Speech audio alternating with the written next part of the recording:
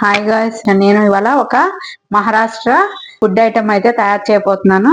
Maharashtra dish అన్నమాట. ఇది rice they వటానా bath. వటానా అంటే ఏం లేదు, గ్రీన్ పీస్ అన్నమాట. గ్రీన్ పీస్ రైస్ వాళ్ళు వటానా బాత్ అంటారు దాన్ని.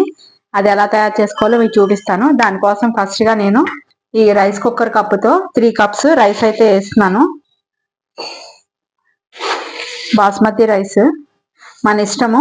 ఇంట్లో రెగ్యులర్ రైస్ ఉంటే అవి కూడా యూస్ చేసుకోవచ్చు.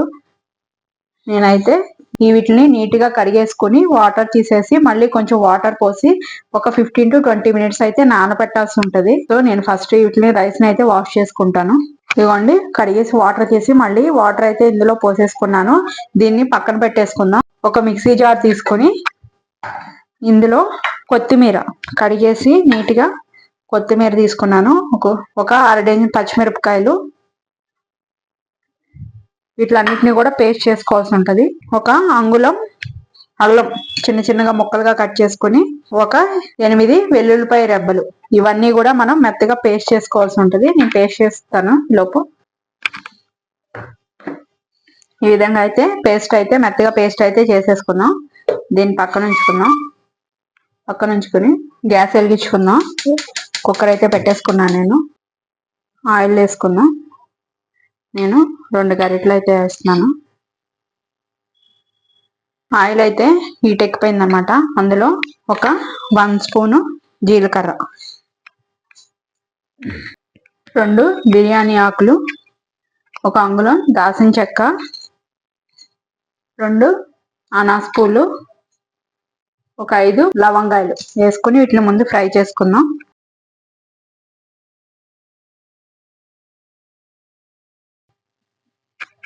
వాళ్ళు ఈ వింటర్ సీజన్ వచ్చిందంటే ఈ బాత్ అయితే ఎక్కువ చేసుకుంటారు అనమాట. ఎందుకంటే ఇప్పుడు గ్రీన్ పీస్ వచ్చే టైం కదా, మార్కెట్ లో మనకి గ్రీన్ పీస్ కాయలు బాగా వస్తున్నాయి కదా.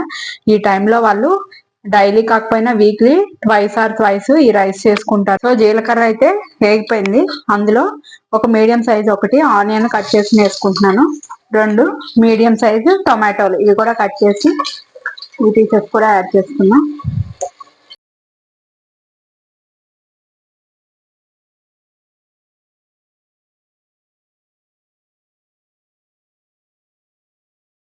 రైస్ కి సరిపడా అంటే ఒక 2 spoons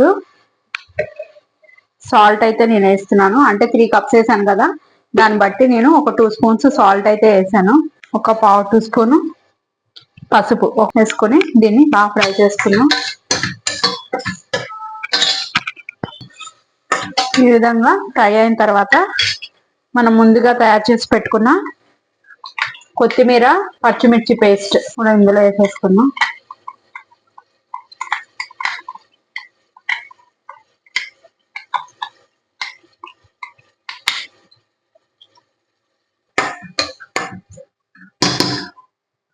two spoons garam masala మనం ఇంట్లో తయారు చేసుకుందే వేస్తున్నాను నేను.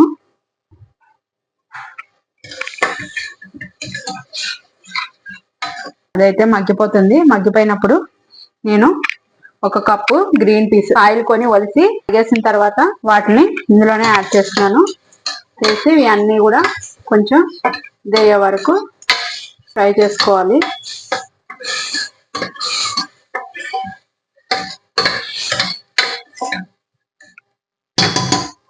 ఇలా మగ్గిపోయిన తర్వాత ఇందాక మనం నానబెట్టుకున్న రైస్ అయితే ఉన్నాయి కదా, ఈ వాటర్ తీసేసుకొని ఇందులో యాడ్ చేసి కొంతసేపు ఈ మసాలాలో ఫ్రై చేసుకుందాం.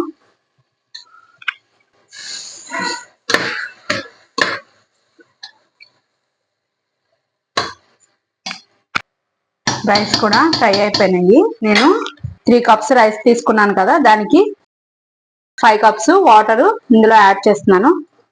అంటే 1 కప్పుకి 1.5 చొప్పున వాటర్ పోస్తున్నాను.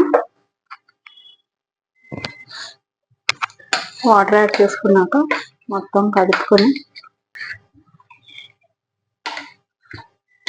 ఉప్పు ఏమన్నా సరిపోకపోతే యాడ్ చేసుకోవడానికి ఈ వాటర్ని ఇప్పుడు ఉప్పు చూసుకుందాం.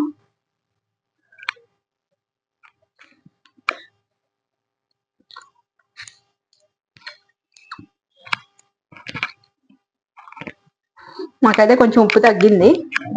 సో నేను ఒక 1/2 స్పూను సాల్ట్ యాడ్ చేస్తున్నాను. ఒకసారి కలిపేసుకుని కుక్కర్ మూత అయితే పెట్టేసుకున్నాం.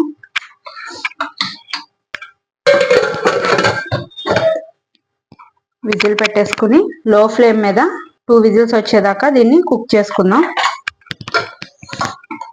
లేదు అంటే కనుక హై ఫ్లేమ్ లో 4 విజిల్స్ వచ్చినా కూడా అయిపోతుంది రైస్.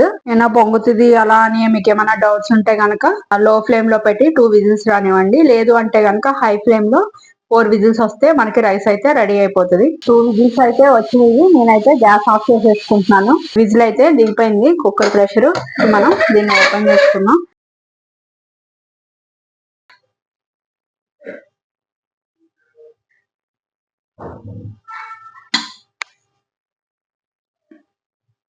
మొత్తం అంతా ఇలా ఒకసారి కలిపేసుకున్నాను. నేను సర్వింగ్ ప్లేట్లోకి అయితే తీసేసుకుంటున్నాను. దీన్ని ఆనియన్ తోను టమాటోస్ అయితే తింటే చాలా బాగుంటది. గుమగుమలాడే వటానా బాత్ అయితే రెడీ అయిపోయింది. మీరు కూడా ఈ డిష్ తయారు చేసుకుని టేస్ట్ ఎలా ఉందో నాకు కామెంట్ రూపంలో చెప్పండి. ఇప్పుడు ప్రెసెంట్ మార్కెట్ లో బఠానీలు బాగా వస్తున్నాయి కాబట్టి ట్రై చేయండి మీరు కూడా. Thank you guys.